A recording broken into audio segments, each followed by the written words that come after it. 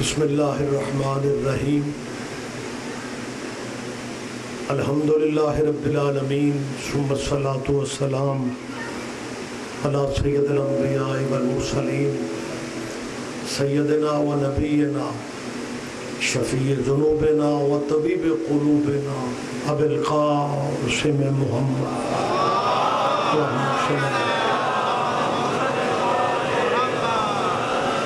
وأهل بيته الطيبين الطاهرين المعصومين المظلومين أما بعد قال الله تعالى حق سبحانه في كتاب المجيد وخطاب الحميد وهو أصدق القائلين بسم الله الرحمن الرحيم لقد كان لكم في رسول الله أسوة حسنة سلوات کی عبادت سارے صحبان بلند آواز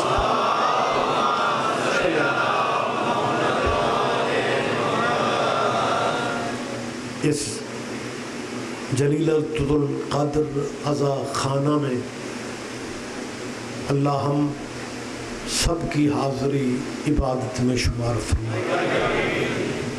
جتنی دعائیں آپ ذہنوں میں لیے بیٹھے ہیں ذکر پاک کے صدقے میں اللہ سب کی دعائیں قبول فرمائے۔ ایک دعا کا حکم ہے عابد ہاشمی صاحب کی طرف سے، ان کے بھائی شاہد اور ان کے عزیز عمران طارق بیمار ہیں، آپ دعا کریں مولا انہیں شفا نصیب فرمائے۔ یہ دوسرا دعا کا حکم ہے اون مہدی صاحب کی بیٹی بیمار ہیں، صدقہ بنت الحسین کا مالک اس بچی کو شفا نصیب فرمائے۔ آپ سب عزاداروں کے اور اس بارگاہ کے انجمن کے جو اراکین ہیں اللہ سب کے رزق میں برکت عطا فرمائے تاکہ یہ عزاداری کے سلسلے بہتر سے بہتر انداز میں ہمیشہ جاری و ساری رہ سکیں، اور سب سے بڑی دعا میں شمولیت فرمائیں ولی الامر مولا کے ظہور پاک میں اللہ تاجیل فرمائے۔ قبولیت دعا والی سلوات سارے صحبان۔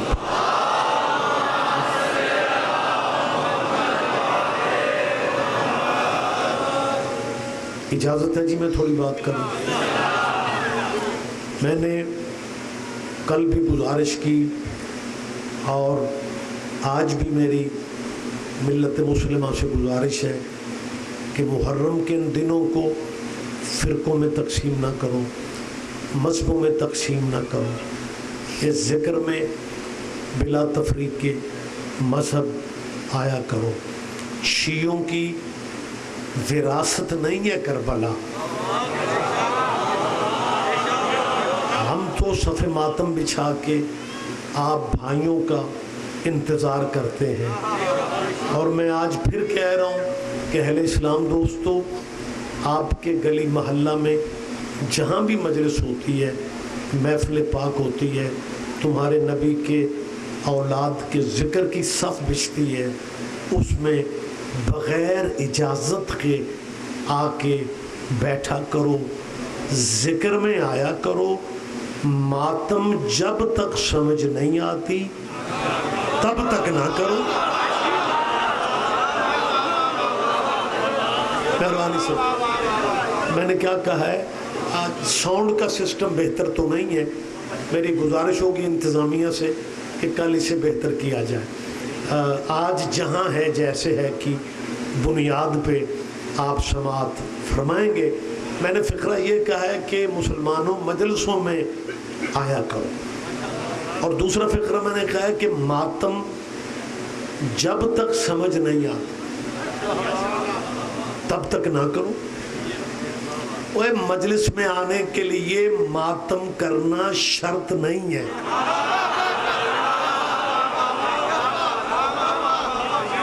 قطن کسی بھی عزا خانہ کے گیٹ پہ آپ آئیں، قطن کوئی ہمارے اسکاؤٹ بچے گیٹ پہ اس لیے نہیں کھڑے ہوتے کہ مجلس میں وہی بیٹھے گا جو پہلے ماتم کر کے، ایسا نہیں ہے۔ ماتم کیونکہ جلد سمجھ آنے والی چیز نہیں ہے. میں سید ہو کے سرگود شہر کا مہمان ہو کے کہہ رہا ہوں، گن کے 5 مجلسوں میں آ جاؤ، پھر تمہیں پوچھنا نہیں پڑے گا کہ ماتم کہاں لکھا ہے. آپ قریب آئیں، آپ تشریف لائیں، میں یقین دلا رہا ہوں قطعاً سوال ہی پیدا نہیں ہوتا. ہمیں لوگوں نے کہانیاں بنا رکھی ہیں کہ جی شیعہ عزت نہیں کرتے، شیعہ احترام نہیں کرتے. یہ تو جی بزرگوں کی شان میں گستاخیاں کرتے، اور گستاخیاں وہ کرتے ہیں جن کے مرشد گستاخ ہوتے ہیں.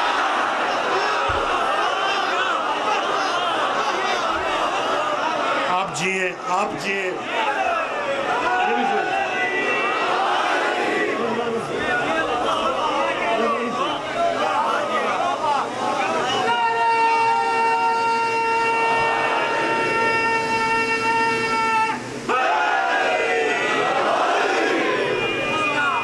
بہت شکریہ. آپ سوال ہی پیدا نہیں ہوتا کہ کسی کی دل آزاری کے لیے ہم معذاللہ مجلس کے ذریعے دل آزاری کریں. جو گیٹ کراس کر کے آ جاتا ہے وہ مہمان بن جاتا ہے حسین بادشاہ. پھر ہماری کوشش ہوتی ہے کہ اس کا دل نہ دکھایا جائے. میں تیسری دفعہ کہہ رہا ہوں، جب تک ماتم سمجھ نہیں آتا آپ نہ کریں. ایک صاحب نے مجھ سے کہا کہ جی یہ آپ ماتم کیوں کرتے ہیں؟ میں نے کہا جی ہمیں سمجھ آ چکا ہے.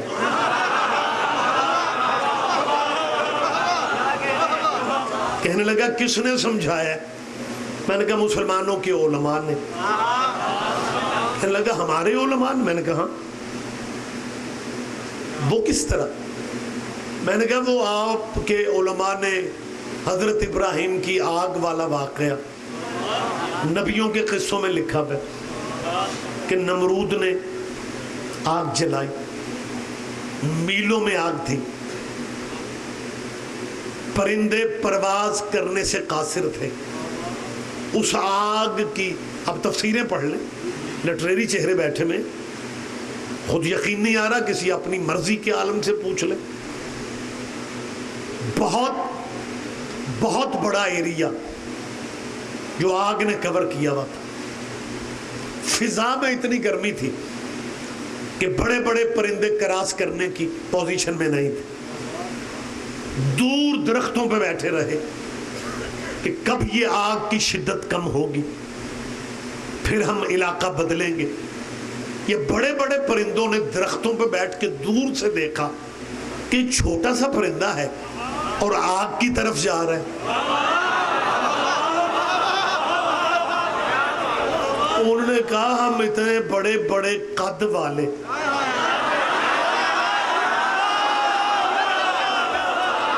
ہم تو آگے جا نہیں سکے، اور یہ چھوٹا سا پرندہ شاید اسے حقیقت حال کا اندازہ نہیں ہے، شاید اسے صورت حال کا پتہ نہیں ہے.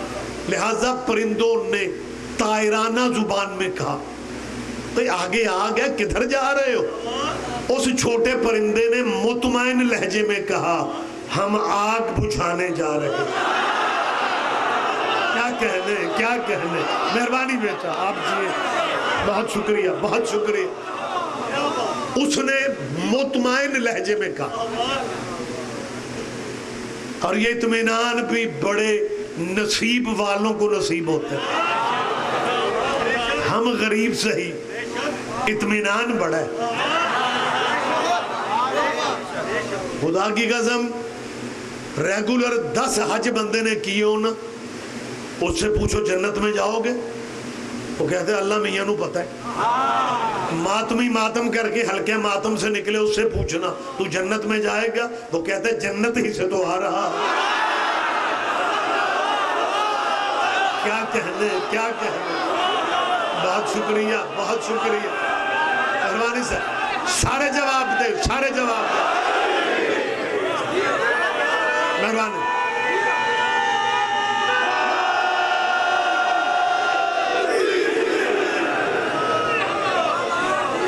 اطمینان بھرے لہجے میں مطمئن ہو کے اس پرندے نے کہا، مسکین پرندہ، ماڑا،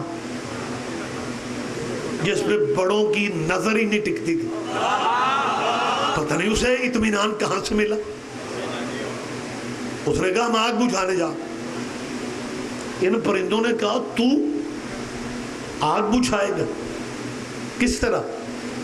اس نے کہا یہ پانی میرے منہ کے کونے پہ، یہ میں نے آگ پہ پھینکنا ہے. انہوں نے کہا تیرے چند قطروں سے یہ بجھ جائے گی. اس نے کہا کنفرم پتہ ہے مجھے، بجھنی شجنی نہیں، لیکن قیامت تک بندے باتیں تو کریں گے کہ وہ چھوٹا سا پرندہ ابراہیم کی پارٹی کا تھا. سرگودا والو آخریات بھی تکابجیے. ہاں ہاں، کم از کم قیامت تک کہانیاں تو بیان کی جائیں گی کہ وہ چھوٹا سا پرندہ ابراہیم کے گروپ کا تھا. ہمیں تیرے علماء نے ہی بتایا ہے کہ بندہ دن میں نیکی کرے یا برائی کرے، ہر انسان کے کندھے پہ نیکی بدی لکھنے والے فرشتے موجود ہیں. ہر بندے کے کندھے پہ فرشتے موجود ہیں. جیسے اس پرندے نے کہا تھا نا کہ پتہ چل جائے دنیا کو کہ میں ابراہیم کی پارٹی کا ہوں، ابراہیم کے گروپ کا ہوں. ہمیں جب تیرے علماء نے بتایا کہ ہر کندھے پہ فرشتے لکھتے ہیں بندہ جو بھی عمل کرے، پھر ہم نے بازاروں میں کہا یا حسین، گلیوں میں کہا یا حسین، بارگاہوں میں کہا یا حسین، اتنا یا حسین کہا کہ کندھے والے فرشتوں کو لکھنا پڑ جائے یہ یزیدی مسلمان نہیں، حسینی مسلمان ہے.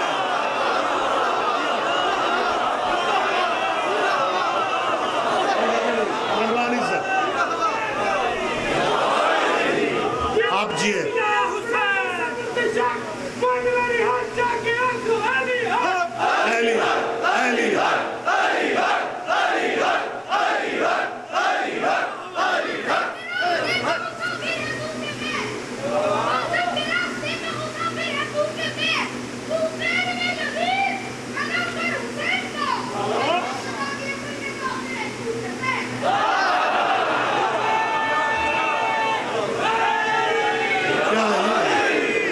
متوجہ ہیں صاحبان گرامی.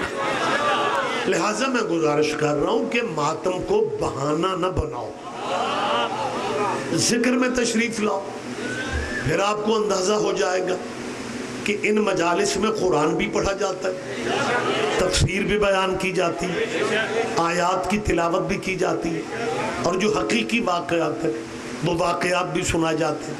مسلمانوں، آپ کو اندازہ نہیں ہو رہا کہ کوئی بھی قصہ بار بار نہیں سنا جاتا. آپ جی ہیں، آپ زندہ و سلامت رہے. ہے کوئی کائنات میں کوئی کہانی جو بار بار سنائی جائے اور بندے پھر سننے کے لیے آ جائیں؟ سوال ہی پیدا نہیں ہوتا. بندے کہنا شروع کر دیتے ہیں اچھا اس بات کا ہمیں پتہ ہے، صدیاں گزر گئی، کہانی کربلا کی بدلتا بھی کوئی نہیں، سنائی بھی ہر سال وہی جاتی، مجمع گھروں میں نہیں رہتا. تو نے مقابلے خاک کرنے، اب تو یکم کی ڈیٹ بھی تم نے لے لی ہے.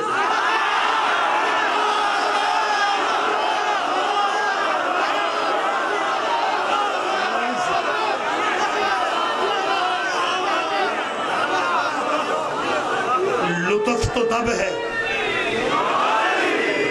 لطف تو تب ہے نا جنہیں مانتے ہو ان کے نام کا عشرہ کرواؤ، عشرہ کرواؤ، اور دیکھو کتنے بندے کتنے دن آتے ہیں. کیا کہنے، کیا کہنے، کیا کہنے. مہربانی بیٹا، مہربانی سرکار، آپ جی ہیں. یہ زندہ معجزہ ہے حسین کی محنت کا. صدیوں پہلے جو روایات تھیں آج بھی وہی پڑھی جا رہی ہیں، آج بھی وہی واقعات سنائے جا رہے ہیں۔ اور میں چوتھی دفعہ کہہ رہا ہوں، ماتم کی وجہ سے گلیاں نہ بدلو۔ ماتم آپ نہیں کرنا چاہتے نہ کریں، سارے شیعہ بھی ماتم کب کرتے ہیں؟ اب چپ نہ ہو جاؤ یار، بول پڑھو، ایک دو بندے مجھے گھور رہے ہیں بیٹھ کے۔ اور سارے شیعہ بھی ماتم نہیں کرتے، کچھ وہ ہیں جو ماتمی کی جوتی اٹھانا جنت سمجھ۔ مہربانی سے جی، بسم اللہ بسم اللہ بسم اللہ۔ کسی گورنر سے کم نہیں، کسی گورنر سے کم نہیں، مجال کیا ہے بروز معاشر، فرشتے لبے سلامی ہمیں، ہمارے سینے پہ داغ ماتم کسی نشان حیدر پہ۔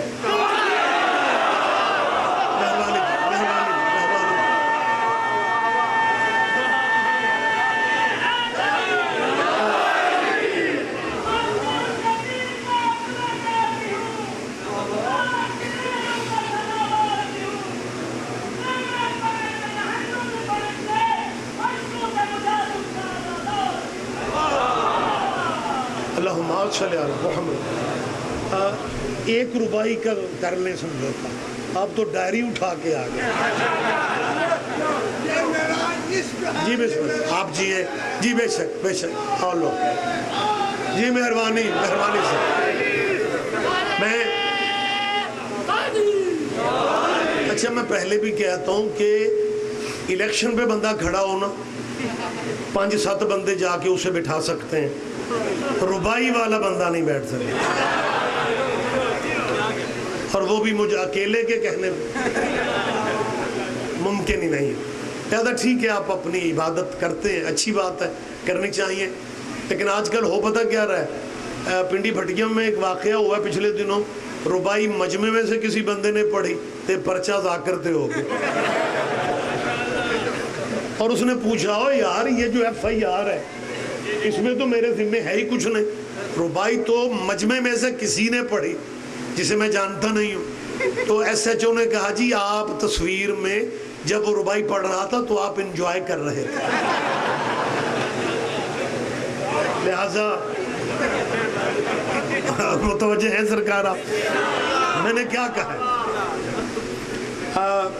اچھا، میرے کچھ دوستوں نے ماسک پہنے ہوئے ہیں، یہ بڑی اچھی بات ہے، SOPs کا دھیان رکھنا چاہیے، لیکن میں نے اس پہ تھوڑا ورک کیا ہے کہ یہ جو وائرس کرونا ہے نا، اس کے SOPs میں ایک تو ماسک ہے، ماسک سبحان اللہ کہنے سے منع نہیں کرتا،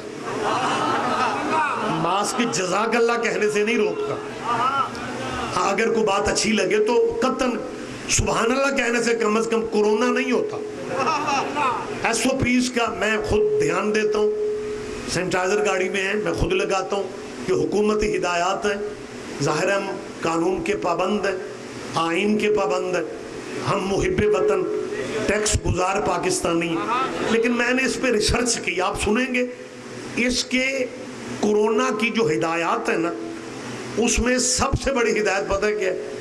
کہ بندوں نے ایک دوسرے کے قریب نہیں ہونا، فاصلہ رکھنا ہے۔ جب فاصلے والی ہدایت نصیب ہوئی تو پھر میں نے سوچا کہ یار اس پہ ورک کرنا چاہیے، اس پہ ریسرچ کرنی چاہیے کہ یہ فاصلے پہ زور کیوں ہے۔ پھر مجھے یقین آ گیا کہ یہ وائرس جو ہے کرونا، یہ اللہ کی طرف سے نہیں اترا، یہ لیبارٹریوں میں تیار کیا گیا ہے، یہ بندوں کا بنایا ہوا وائرس ہے، یہ کہتا ہے کہ فاصلہ رکھو۔ پھر مجھے یقین آ گیا جو وائرس بندوں کے بنائے ہوتے ہیں وہ بلا فصل کے مخالف ہوتے ہیں۔ کیا کہنے بہت شکریہ، آپ جی ہیں، آپ زندہ و سلامت رہے۔ لہذا صاحبان، میں پھر کہہ رہا ہوں کہ ماتم سارے شیعہ بھی نہیں کرتے، لیکن وہ ماتمیوں کو پانی پلانا، ماتمیوں کے راستے کو کلیئر کروانا، وہ اسے عبادت سمجھتے ہیں۔ مسلمانوں زندگی کا اعتبار کوئی نہیں۔ 4 شیعوں کی ضد میں اپنی قبر اندھیری رکھنا کو عقل مندی ہے؟ میں آپ کو قریب ہو کے سمجھا رہا ہوں۔ ماتم میں نے کہا کہ جلد سمجھ نہیں آ سکتا، جیسے بزرگوں نے مالکین صحت والی زندگی دے، ربائی پڑھنے کے بعد کہا کہ یہ میرا عشق ہے۔ یہ عشق ہر زندہ وجود میں ہوتا ہے، اور ماتم کا تعلق بھی عشق سے ہے۔ میری تائید کرو، آپ میری تائید کریں گے آپ؟ میں پھر کہہ رہا ہوں یہ لفظ کہ ماتم کا تعلق عشق سے ہے۔ ہر بندے کے عشق کا اظہار کا طریقہ مختلف ہوتا ہے، ہر بندے کے اظہار عشق کا طریقہ وکھرا ہوتا ہے۔ میں نے دن لگ رہا ہے میں یورپ وچ تقریر کر لوں، اور وکھرا نہیں سمجھتے آپ؟ مہربانی بیٹا، مہربانی، یا علی یا مجھے موقع دے۔ ہر بندے کے اظہار عشق کا طریقہ، یہی سبب ہے کہ کوئی ایک ہاتھ سے ماتم کرتا ہے، کوئی دونوں ہاتھوں سے ماتم کرتے ہیں، کوئی زنجیر کا ماتم کرتا ہے، کوئی قمع زنی کرتا ہے۔ یہ اظہار عشق ہے، اور ہر بندے کا اظہار مختلف ہے۔ اگر آپ کہیں کہ رضوی صاحب ہمیں بات سمجھ میں نہیں آ رہی کہ ہر بندے کے اظہار عشق کا طریقہ وکھرا وکھرا ہے، ہمیں پتہ نہیں چل رہا، میں سمجھا دیتا ہوں۔ سمجھاتا کیوں؟ میں تصویر دکھا دیتا ہوں۔ تصویر دکھا کے بھی آپ نہیں سمجھنا چاہتے تو آپ کی مرضی ہے۔ احد کے میدان میں ہمارے نبی کا ایک دانت زخمی ہو گیا تھا، میدان میں جتنے تھے وہ سارے عشق محمد سے کرتے تھے، دانت بھی حضور کا زخمی تھا، اور عاشقوں کے دانت پورے کے پورے تھے۔ نہیں، سارے بندے دھیان نہیں دے پائے۔ میں کون ہوتا ہوں یار؟ میری حیثیت کیا ہے کہ میں کہوں کہ لوگوں کو حضور سے عشق نہیں تھا؟ عشق تھا، لیکن اظہار مختلف ہے۔ ان کے دانت پورے کے پورے رہے، اور ایک تیرے نبی کا عاشق تھا جو دور قرن کے قصبے میں رہتا تھا، نام اس کا اویس قرنی تھا۔ اس نے پتھر اٹھا کے اپنے 32 کے 32 دانت پتھر سے توڑے۔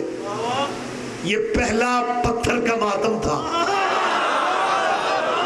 بولو ماتمی جو سمجھتے ہیں یا؟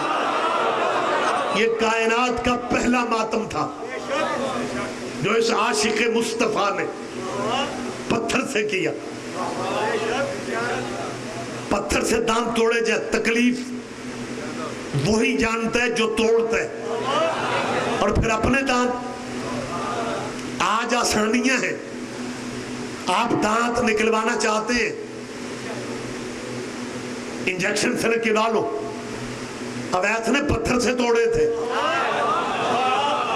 اگر اویس قرنی بھی انجیکشن سے نکلواتا ہوتا، ہم بھی زنجیر مارنے کی بجائے خون ہسپتالوں میں دے آئے۔ کہاں ہیں آپ؟ کہاں ہیں آپ؟ بہت شکریہ، مہربانی سر۔ آپ جیئے، آپ زندہ و سلامت رہے۔ آپ حد ندا تک مولائیوں کا اجتماع ہے۔ میں پھر کہہ رہا ہوں اویس قرنی، یہ تلفظ اویس ہے، اویس نہیں، لیکن یہ غلط علام ہے، ہمارے ہاں اویس ہی بولا جاتا ہے۔ اویس قرنی نے پتھر سے اپنے سارے دانت توڑے۔ سرکار نے یہ لفظ کہے، مجھے جنت کی خوشبو اویس کے جھونپڑے سے آتی ہے۔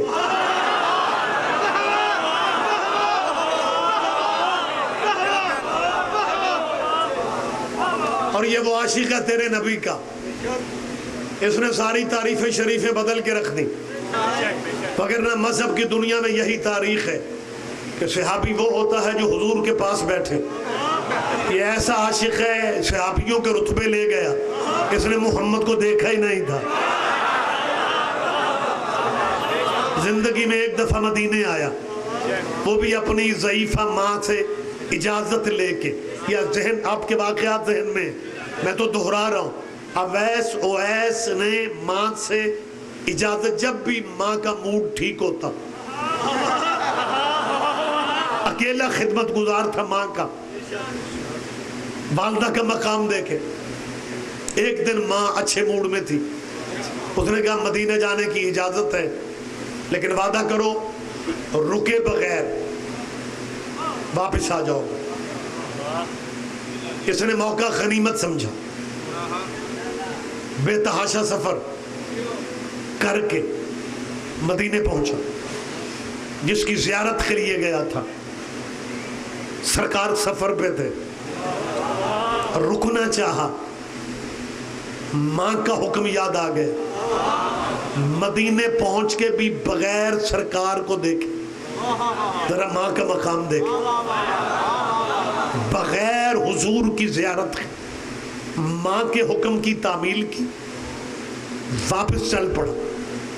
اگلی صبح نبی آ گئے، اور نبی نے شہر میں داخل ہوتے ہی لوگوں سے یہی پوچھا، میرے شہر میں کون آیا تھا؟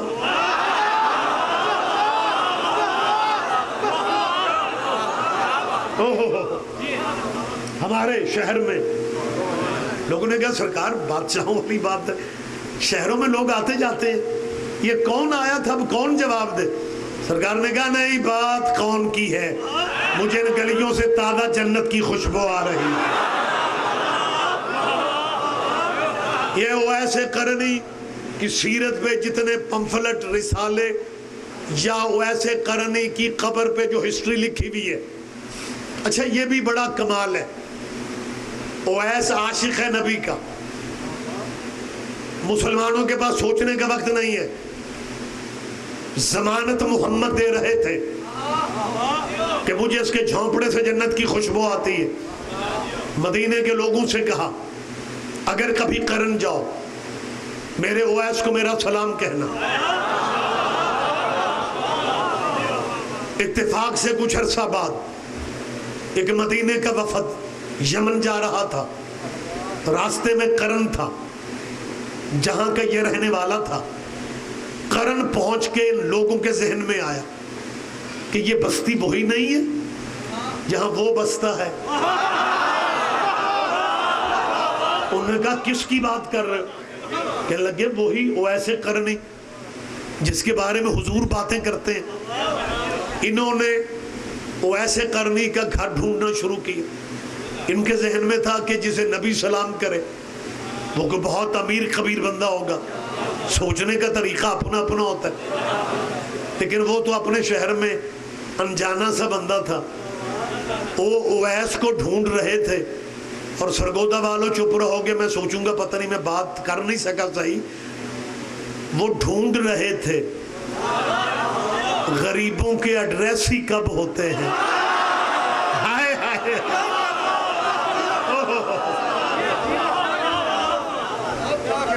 جی بہت شکریہ بہت شکریہ۔ غریبوں مسکینوں کے ایڈریس کون بتائے؟ ڈھونڈتے ڈھونڈتے ذہن میں کچھ اور تھا، ایک جھونپڑی کا پتہ لگا، بغیر دروازے کے جھونپڑی، میلی چادر پہ ایک سادہ سا مسکین سا بندہ۔ اویس تم ہو؟ جی میں ہوں۔ اویس ہم مدینے سے آئے ہیں۔ سرگودا والوں مدینے کا لفظ کہنے کی دیر تھی، اللہ جانے اویس کہاں پہنچ گئے۔ ذرا زحمت فرمائے، آپ بھی بولیں گے، اللہ جانے۔ اویس قرنی عشق کی اس منزل پہ پہنچ گیا جہاں بندہ محبوب کی طرف سے سوال بھی خود کرتا ہے اور جواب بھی خود دیتا ہے۔ سرکار کے شہر کا نام سنتے ہی یہ سرکار کے عشق میں مست خوابوں میں سرکار کی زیارتیں کرنے لگا۔ سرکار اللہ جانے کب واپسی ہوئی، اور ان لوگوں کو غور سے دیکھا، وہ پریشان ہو گیا، اویس ہم نے جھوٹ نہیں بولا، حقیقت ہے ہم مدینہ سے آئے۔ اویس کہتا ہے میں نے کب کہا ہے کہ تم مدینے سے نہیں آئے؟ وہ کہتے ہیں اویس ہمارا چہرہ حیران ہو کے کیوں دیکھ رہے ہو؟ اویس نے کہا وہ میرا حق بنتا ہے، حیران اس لیے ہو رہا ہوں، آئے مدینے سے ہو اور دانت ساروں کے سارے ہی سلامت ہیں۔ کیا کہنے، کیا کہنے، مہربانی سے، بہت شکریہ، بہت شکریہ، مہربانی سر، آپ جیے، آپ زندہ و سلامت رہے آپ۔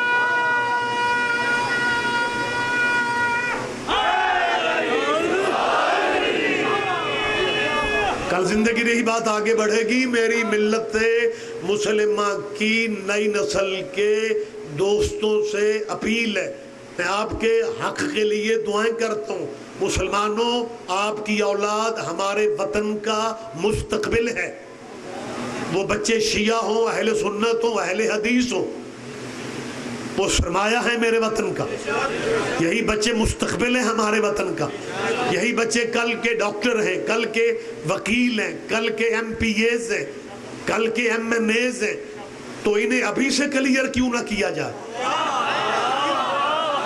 لہٰذا میں ان بچوں سے کہہ رہا ہوں کہ آپ اپنی مرضی کے علماء سے پوچھیں کہ نبی کے عاشق صادق اویس قرنی کی قبر کہاں ہے؟ نہیں، سارے بندے دھیان نہیں دے سکے، وضاحت میری بھی مجبوری ہے، ایک تو وقت نہیں ہے، دوسرا وقت نہیں ہے۔ اپنی مرضی کے دانشوروں سے پوچھ لینا کہ نبی کا یہ عاشق کس جنگ میں قتل ہوا تھا اور قاتل قبیلہ کون سا تھا۔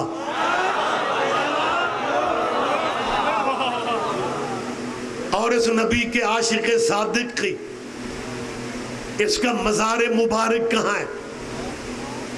اگر وہ نہیں بتاتے ہم تمہیں بتا رہے ہیں، نبیوں کے سردار کا عاشق اویس قرنی جہاں جنگ صفین لڑی گئی، علی جنگ روک کے بیٹھے تھے، انتظار اس کا تھا۔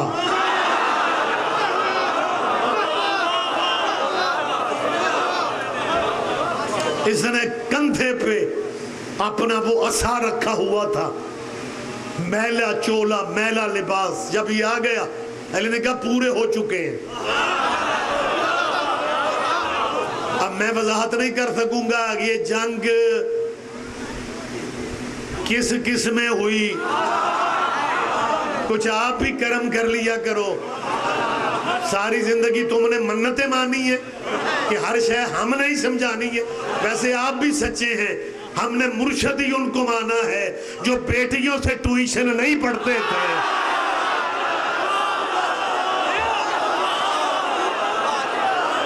میری بات آپ سمجھ رہے ہیں؟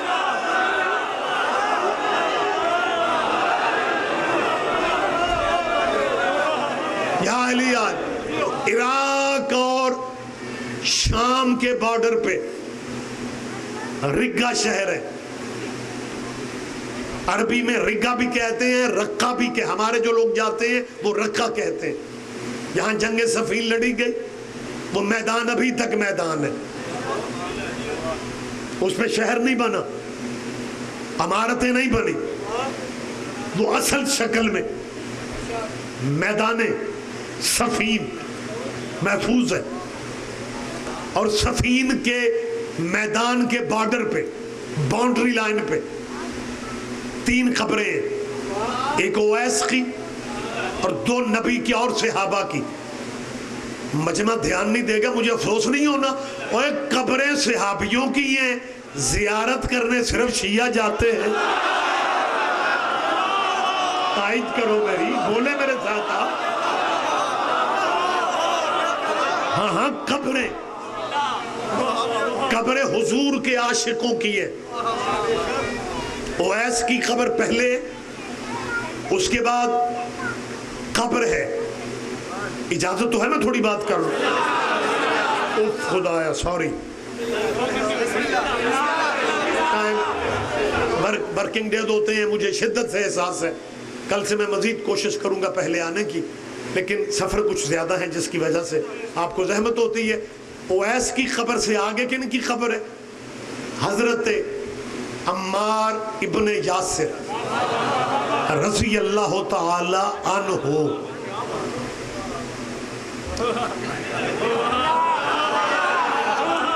یہ نبی کا وہ عاشق صحابی ہے جس نے صحابی ہو کے جس کا دین پہ خرچہ ہوا ہے، یہ پہلا صحابی ہے۔ جاؤ اپنی مرضی کے علماء سے پوچھو، میں کوئی روک ٹوک نہیں کر رہا ہوں، جسے آپ پسند کرتے ہیں اپنے مسلک کے پروفیسروں سے، دینیات پڑھانے والے ٹیچروں سے پوچھو۔ یہ وہ نصیبوں والا صحابی ہے جس کا اسلام پہ خرچہ ہوا ہے۔ اسلام کی سب سے پہلی شہیدہ اس کی ماں ہے۔ اسلام کا، ذرا جاگ جائیں، ذرا ہمت کریں، اسلام کا سب سے پہلا شہید، اسلام کا پہلا شہید۔ بیٹا یہ باتیں میری قوم کے بچے سنتے ہیں اور مجھے خوشی ہے، بچے یاد رکھتے ہیں۔ اور جب یہ کالج یا یونیورسٹی میں بیٹھے ہوئے ہوں نا اور ٹیچر آپس میں کوئی دینی بات کر رہے ہوں اور ہمارے بچے درمیان میں سے بات کو ٹھیک طرح سے کر دیں، پھر پتہ ہے کیا کہتے ہیں؟ یہ شیعہ بچوں کو اسپیشل ٹریننگ دیتے ہیں۔ ہماری کوئی ٹریننگ نہیں ہے، ہمارے ہاں کہاں اکیڈمیاں ہیں دینیات کے حوالوں سے یار؟ ہم نے کیا، کوئی پیغام نہیں ہے، مجلسی درسگاہ ہے، مجلسی یونیورسٹی ہے، ہمارے بچے یہاں سے سنتے ہیں۔ اور یہ آپ کی قوم کے علماء و ذاکرین، میرا اللہ جانتا ہے، اعتراضات آپ کو کچھ ذاکر پسند ہیں، کچھ مولوی پسند ہیں، کسی کو نہیں پسند ہے، لیکن حقیقت یہ ہے کہ آپ نے جو 2 مہینوں میں کتاب پڑھنی ہے، یہ 5 منٹ میں اس کے نقطے بتا دیتے ہیں۔ ہم آپ کی جگہوں پہ محنت کرتے ہیں اور بچوں کو یہ پیغام دیتے ہیں کہ میری جو بیٹے بیٹیاں بیٹھی بھی ہیں جو کالج یونیورسٹیوں میں جاتے ہیں، ان کے ذہن میں ہونا چاہیے کہ یہ نبی کا وہ صحابی ہے جس کی ماں بھی شہید ہوئی، جس کا باپ بھی شہید ہوا، اور خود اس کی عقیدت پتہ کیا تھی؟ یہ مدینے تب پہنچا جب مسجد نبوی تعمیر ہو رہی تھی۔ مدینہ کے باہر پہلے مسجد قباء بنی جسے مسجد ذو قبلتین کہتے ہیں، جہاں نماز میں حضور کو حکم ہوا کہ بیت المقدس کی بجائے بیت اللہ کی طرف چہرہ کر لو۔ یہ قرآن میں موجود ہے، کہانی نہیں ہے۔ سارے نمازی وہیں رہے، محمد کے ساتھ صرف علی موڑا۔ آخری آدمی تک مجمع چپ رہے گا تو مجھے دکھ رہے گا۔ ایک ہی نمازی تھا، جیسے محمد عربی کا چہرہ وحی الہی سے موڑا، اس وقت ایک ہی نمازی نے اپنا چہرہ موڑا، نماز مکمل ہو گئی، باقی کسی نے چہرہ نہ موڑا۔ جب نماز مکمل ہوئی تو لوگوں نے اعتراض کیا، علی محمد پہ تو وحی ہو رہی تھی، نبی پہ تو وحی ہو رہی تھی، لہٰذا انہوں نے قبلہ بدل لیا، تو نے قبلہ کیوں بدلا؟ علی فرماتے ہیں میرا قبلہ تو یہی ہے۔ کیا کہنے، کیا کہنے، کیا کہنے۔ مہربانی سر، مہربانی سر، مشترکہ بلند آواز سے جواب دو۔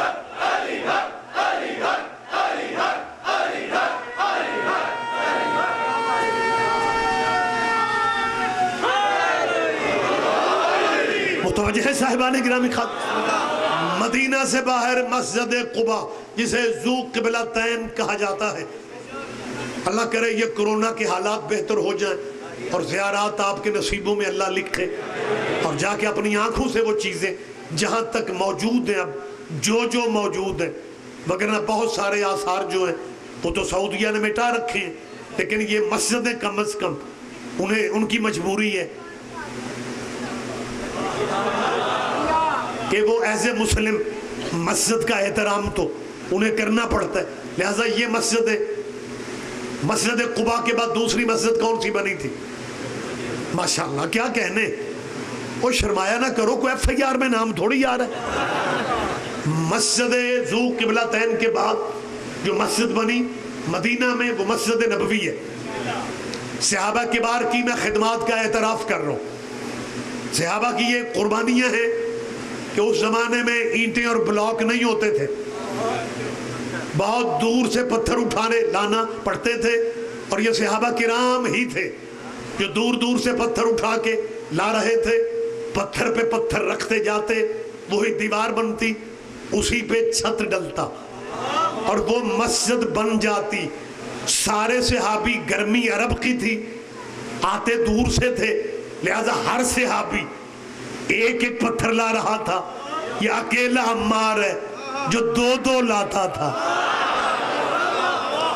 اوہ سارے بولا کرو صحابیوں کے ذکر پہ تاکہ غلط فہمیاں دور ہو جائیں کہ یہ صرف علی علی نہیں کرتے, یہ غریبوں کو بھی صحابی سمجھتے ہیں. ہمارے ملک میں تو صحابی شاید انہیں ہی سمجھا جاتا ہے جن کا بینک بیلنس ٹھیک ہو. اور سرگودا میں کوئی مسجد ہے جو ہمارے یاسر کے نام پہ ہو؟ بناؤ مسجدیں غریب صحابہ کے نام پہ. تیرے نبی کا ایک صحابی ہے جس کے بارے میں نبیوں کے سردار کا فرمان ہے, اہل اسلام بھائیوں کی کتابوں میں حوالے موجود ہیں. نبی نے کہا تھا زمین نے اپنے اوپر, آسمان نے اپنے نیچے, میرے ابو ذر سے سچا دیکھا ہی کوئی نہیں. کتنی مسجدیں ہیں ابو ذر کے نام پہ, حالانکہ یہ محمد والا سچا تھا.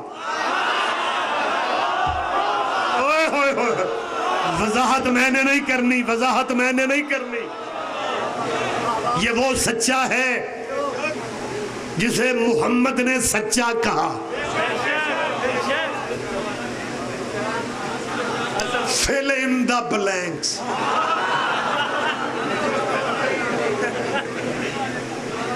خالی جگہ خود ہی پر کرو. یہ اکیلا سچا ہے جو نبی کا سچا تھا. نبوت نے جس کی سچائی کی گواہی دی. کیوں نہیں ذکر ہوتا ابو ذر کا؟ اس لیے ذکر نہیں کرتے کہ اگر ابو ذر کا ذکر کر دیا پھر بتانا پڑے گا کہ ابو ذر جیسے صحابی کا قاتل کون تھا. بولو یار خدا کے لیے زحمت فرمایا.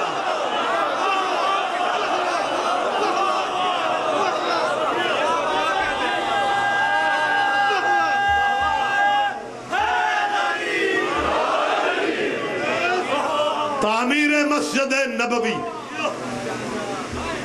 یہ نبی کا صحابی حضرت عمار یاسر رضی اللہ تعالی رضی اللہ ساڑھے کولوی ہے جی.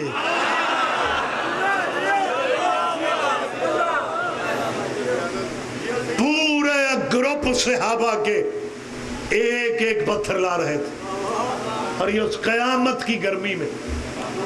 بچوں سنا کرو, یاد بھی رکھا کرو, یہ دو دو پتھر, یہ میرا کہنا شوق ہے, آپ آسانی سے سن رہے ہیں, لیکن وزنی پتھر عرب کے صحراؤں کی گرمی, دو دو پتھر.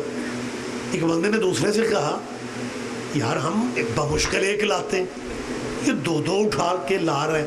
اس کا کیا کھلو جا نواں ہے.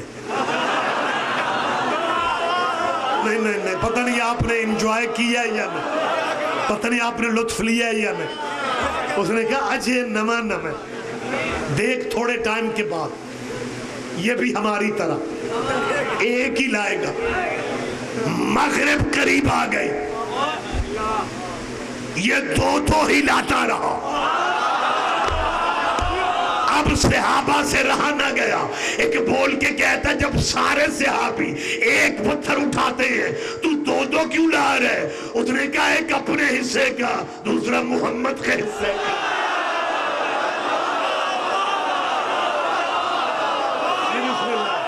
جی بسم اللہ, جی بسم اللہ.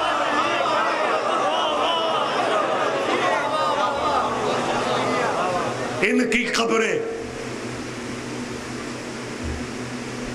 شام میں جو دہشت گردوں نے دہشت گردی کی, تو ان کے روضہ مبارک کی چھتیں گرا دی گئی.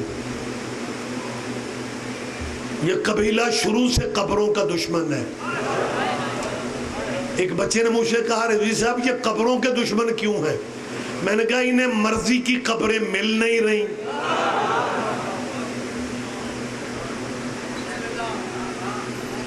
لہذا انہوں نے شام میں دہشت گردی والی انتہا کر دی.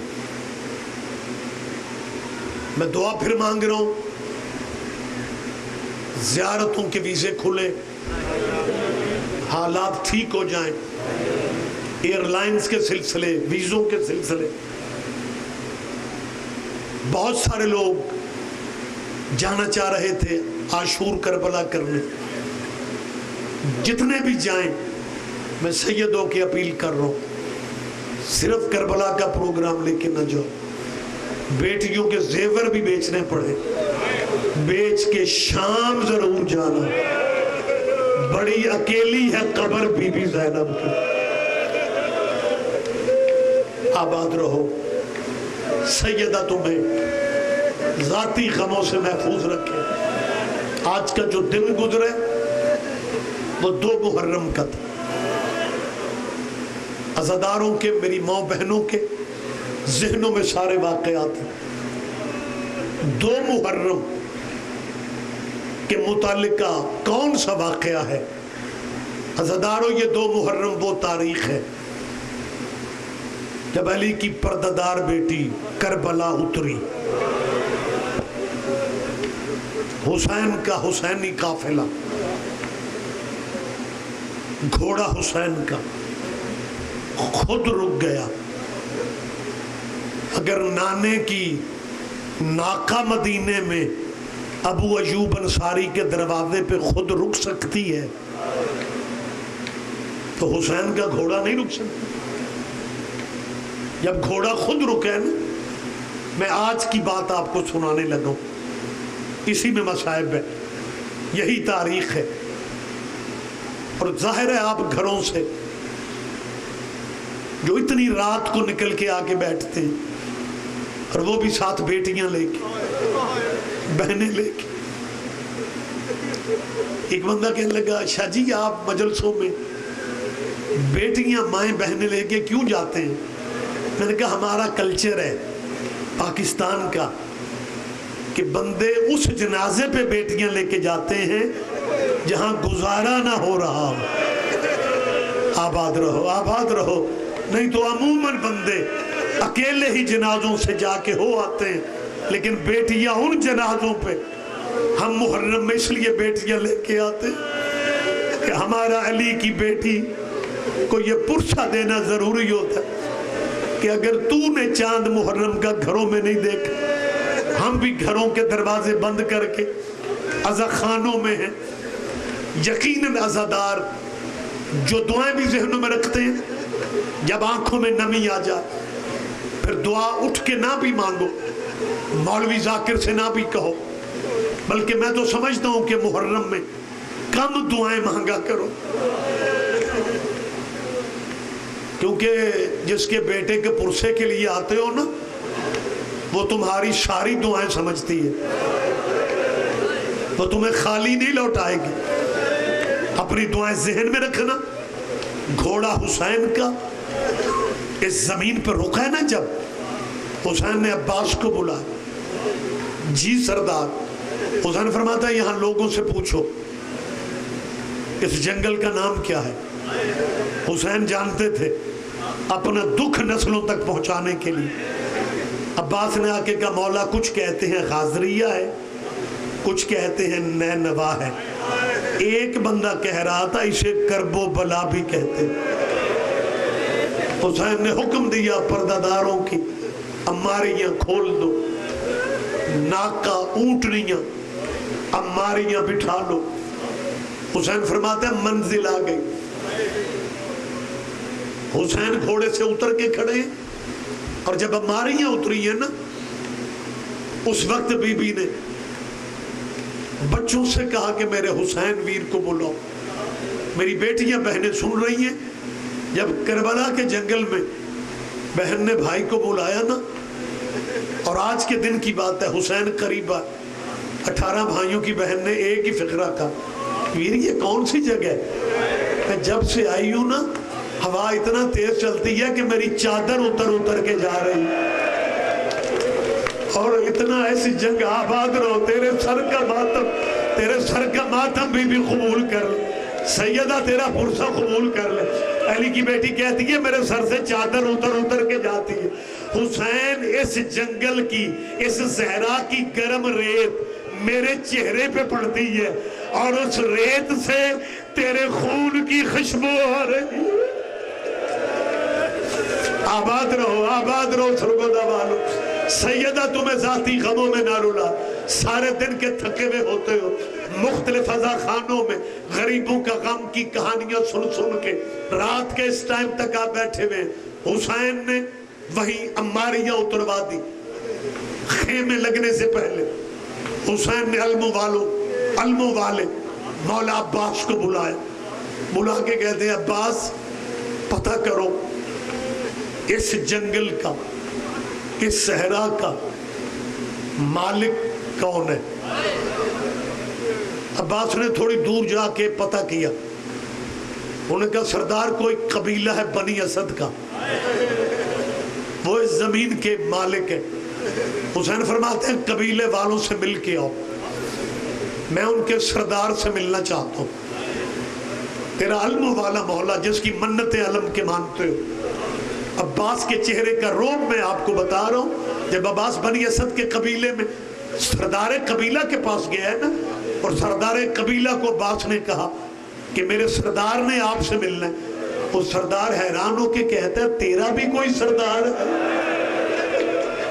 اور تو خود زمانے کا سردار لگتا، اور تجھ سے بڑا سردار اللہ جانے کیسا ہو، جب تو اتنا خوبصورت ہے اللہ جانے تیرا سردار کتنا۔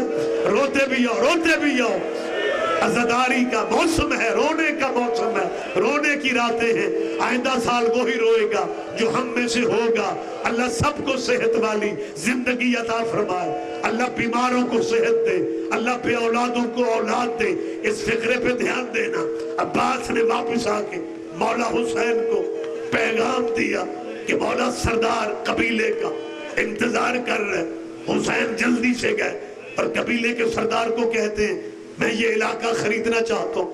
وہ بزرگ آدمی تھا، اس کے ابرو گرے ہوئے تھے، اس نے کوشش کر کے ابرو ہٹا کے کہا میرے بندے ہاتھ دے، تو امن کا پلا ہوا ہے، اس جنگل میں نہ رہے، یہاں بڑے بڑے نبی آئے، یہ آباد نہیں ہو سکا۔